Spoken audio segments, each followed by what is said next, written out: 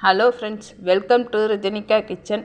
இன்றைக்கி பார்க்க போகிறது நவராத்திரி ஸ்பெஷல் பொடி போட்ட சுண்டல் மல்லி தேங்காய் சாதம் எப்படி பண்ணுறதுன்னு பார்க்கலாம்.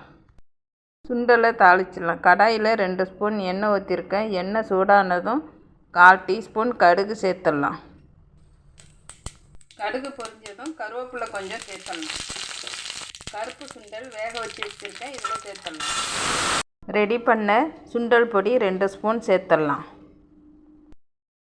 நல்லா கலந்துட்டு ஸ்டவ்வை ஆஃப் பண்ணிடலாம்.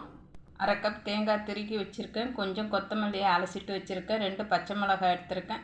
1/2 டீஸ்பூன் ஜீரகம். இது எல்லாத்தையும் மிக்ஸி ஜாரில் கொரகொரப்பாக அரைச்சிக்கலாம். காரத்துக்கு ஏற்ற மாதிரி மிளகாய் சேர்த்துக்கோங்க. கடாயில் 3 ஸ்பூன் தேங்காய் எண்ணெய் ஊற்றிருக்கேன். எண்ணெய் சூடானதும் 1/2 டீஸ்பூன் கடுகு சேர்த்துடலாம்.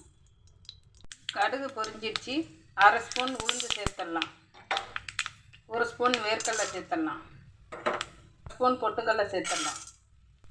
நல்லா வறுத்துடலாம். நல்லா வறுபட்டுச்சு. இப்போ அரைச்ச கொத்தமல்லி தேங்காவை சேர்த்துடலாம். சாதத்துக்கு தேவையான அளவு உப்பு சேர்த்துடலாம். 1 ஸ்பூன் நெய் சேர்த்துடலாம். 1 கப் சாதத்தை இதில் சேர்த்துடலாம். நல்லா கலரிட்டு ஸ்டவ்வை ஆஃப் பண்ணிடலாம். நம்மளுடைய பொடி போட்ட சுண்டல் மல்லி தேங்காய் சாதம் ரெடி ஆயிடுச்சு. பிடிச்சிருந்தா லைக் பண்ணுங்கள். ரிதனிகா கிச்சனை சப்ஸ்கிரைப் பண்ணுங்கள்.